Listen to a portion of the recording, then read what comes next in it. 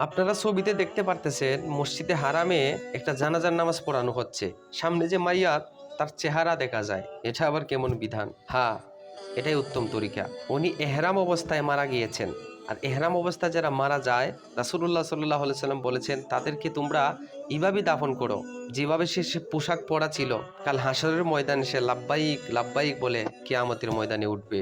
এজন্য ইমাম সাহেব যেভাবে আছে সেইভাবেই তাকে জানাজা দিতেছেন। কতই না ভাগ্যবান মৃত্যু যে আল্লাহর ঘরের পাশে লাব্বাইক বলতে বলতে দুনিয়া থেকে বিদায় হয়ে গেছে, আল হাসরের ময়দানে আবার লাব্বাইক বলে উঠবে। আল্লাহ আমাদেরকে এমন মর্যাদাবান মৃত্যু দান করিয়েন। আপনি যদি ওয়াহাব্বা লাহাব্বা বলেন না কেন, তাদের কিছু করতে পারবেন না, তাদের কোনো ক্ষতি করতে পারবেন না।